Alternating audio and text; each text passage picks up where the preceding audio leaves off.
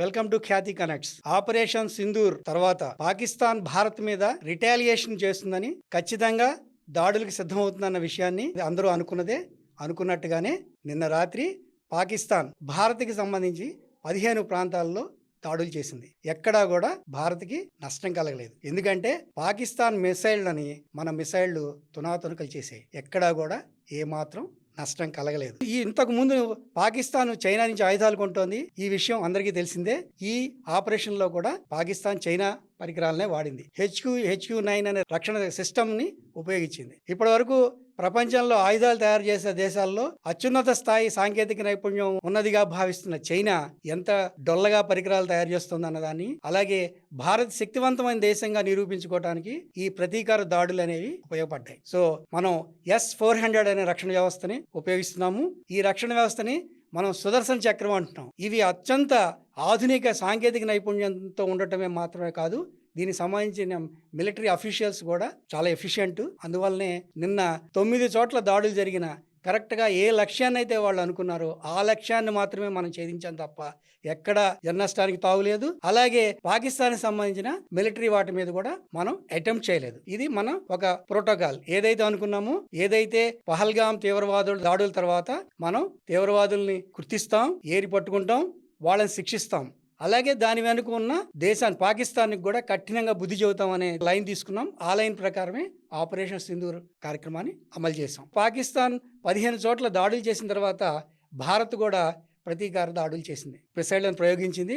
దానివలన లాహోర్లోని రక్షణ వ్యవస్థ దెబ్బతింది. మళ్ళీ ఈ రోజు కూడా మిలిటరీ అధికారులు, ఈ రోజు కూడా డిఫెన్స్ అధికారులు, విదేశాంగ శాఖ కార్యదర్శి విక్రమ్ మిస్రీ మరోసారి చెప్పారు, మేము కేవలం పహల్గాం దాడులకు స్పందనగా మాత్రమే దాడులు చేశాం తప్ప మేము ఎక్కడ నష్టం కలిగించాలని గాని, ఈ ఉద్రిక్తతని మరింత పెంచాలి అని గాని మేము ఆలోచించలేదు. కానీ పాకిస్తాన్ అలా కాదు.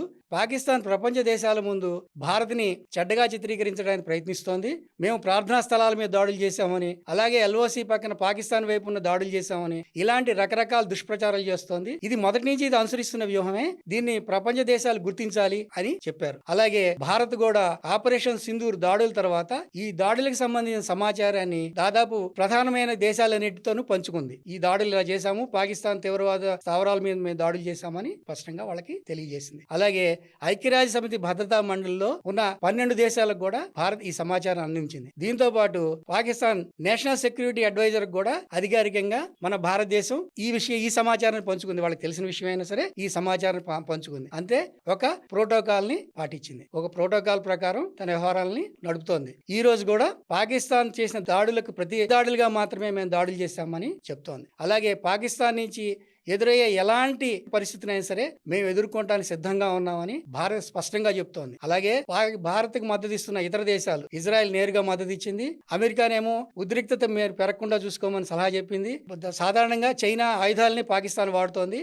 సో చైనా ఏకపక్షంగా పాకిస్తాన్ మద్దతు పలకచ్చు. కానీ భారత్కు ఉన్న అవసరాల దృష్ట్యా, భారత్తో ఉన్న అవసరాలు, వాణిజ్య అవసరాలు కావచ్చు, ఇతరత్ర అవసరాలు కావచ్చు, అలాగే భవిష్యత్తులో ట్రంప్ను ఎదుర్కోవడానికి ఒక సరైన భాగస్వామి కావాలనే ఉద్దేశంతో కావచ్చు, పాకిస్తాన్ని చైనా సమర్థించలేదు. ఇజ్రాయెల్ లాంటి దేశాలు నేరుగా మద్దతు ఇచ్చాయి. ఇప్పుడు కూడా యూరోపియన్ దేశాలు సంయమనం పాటించమని చెప్తుంటే మన భారత్ వాటికి స్పష్టంగా చెప్పింది. మా తీవ్రవాదులు మాకు నష్టం చేస్తుంటే మేము దాన్ని తిరిగి స్పందిస్తుంటే మీరు అది కూడా తప్పంటున్నారు, ఇది కరెక్ట్ కాదు అనే విషయాన్ని స్పష్టంగా భారత్ చెప్పింది. భారత్ సార్వభౌమాధికారాన్ని కాపాడుకోవడానికి ఏం చేయడానికైనా సిద్ధము అన్న సందేశాన్ని, సంకేతాన్ని ఇచ్చింది. దానిలో భాగంగానే ఆపరేషన్ సింధూర్ నిర్వహించింది. అలాగే ఆర్మీ చీఫ్ ఇది ట్రయల్ మాత్రమే, అభి పిక్చర్ బాకీ హై అన్నారు. ఎలాంటి పరిస్థితులైనా ఎదుర్కోవడానికి సిద్ధంగా ఉన్నాం, మా వ్యూహాలు మాకున్నాయి అన్నట్టుగా సందేశాన్ని పంపింది భారత్. అలాగే భారతదేశంలో ఉన్న ఇతర పార్టీలతో ఒక మీటింగ్ ను ప్రధాని నిర్వహించారు, పరిస్థితిని వాళ్ళకి వివరించారు. అలాగే సెక్యూరిటీకి సంబంధించిన ప్రిపేర్నెస్ కి సంబంధించి కూడా ఈ రోజు ఒక ప్రత్యేకమైన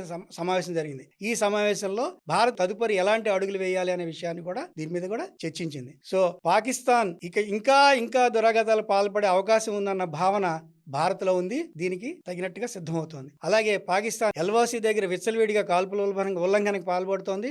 ఈ రోజు కూడా మళ్లీ కాల్పులను జరిపింది. అలాగే ప్రార్థనా స్థలాలు, గురుద్వారాల మీద కూడా లక్ష్యాలుగా చేసుకుని దాడులు చేస్తోంది. ఈ దాడుల్లో దాదాపు 16 మంది మరణించారు. నిన్న ఒక 10 మంది మరణించారు. సో పాకిస్తాన్ ఆపరేషన్ సింధూర్ లో దాడి చేసినప్పుడు కీలకమైన తీవ్రవాద స్థావరాలే తప్ప సాధారణ పౌరులు ఎవరూ గాయపడకుండా భారత్ జాగ్రత్తలు తీసుకుంది. కానీ పాకిస్తాన్ అలా కాదు. పాకిస్తాన్ విచ్చలవిడిగా తనకి ఇష్టం వచ్చినట్టుగా వ్యవహరిస్తుంది. వ్యవహరిస్తోంది. ప్రపంచ దేశాలు సానుభూతి కోసం ప్రయత్నిస్తున్నా ఎక్కడా సానుభూతి దొరకట్లేదు. ఒక రకంగా ఏకాకి అయింది, ఒంటరి పోరాటం చేస్తోంది. ఈ పోరాటంలో పాకిస్తాన్ ఎంతకాలం ఉంటుంది అనేది కూడా చెప్పలేని విషయం. ఎందుకంటే భారత్ దగ్గర ఉన్న అత్యాధునిక ఆయుధాలు, మిలిటరీ సంపత్తి, తన సామర్థ్యాన్ని ఇప్పటికే నిరూపించుకున్నాయి. అలాగే విదేశాంగ మంత్రులు, అలాగే రక్షణ శాఖ మంత్రి రాజ్నాథ్ సింగ్ కూడా భారత్ చేసిన ఆపరేషన్ సింధూర్ గురించి ప్రత్యేకంగా మాట్లాడారు. ఎంత నైపుణ్యం ఉండకపోతే భారత్ ఎంత ప్రిసిషన్ గా అనుకున్నట్టుగా తీవ్రవాద స్థావరాల మీద దాడులు చేయడం తప్ప మామూలు మనుషులకు ఇబ్బంది కలగకుండా చేయగలగడం చాలా గొప్ప విషయంగా రాజ్నాథ్ సింగ్ ఇవాళ తెలియజేశారు. ఈ విషయాన్ని ప్రభుత్వ పరంగా కూడా అధికారులు కూడా చెప్తున్నారు. మేము ఎంత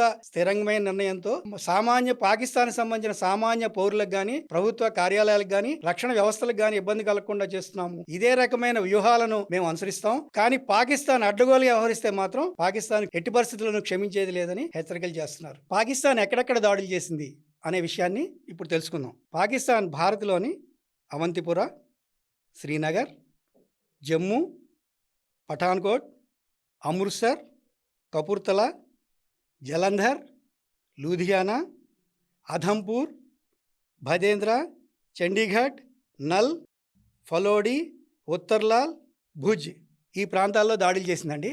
ఈ దాడులు చేసినప్పుడు ఈ దాడుల్ని భారత్కు ఉన్న integrated counter US grid system అంటే ఎయిర్ డిఫెన్స్ సిస్టము వాటిని పసిగట్టి ఎక్కడికక్కడ వాళ్ళు ప్రయోగించిన క్షిపణులన్నింటినీ తునాతునకలు చేసింది. ఇది భారత రక్షణ సామర్థ్యానికి ఒక మచ్చుతునక.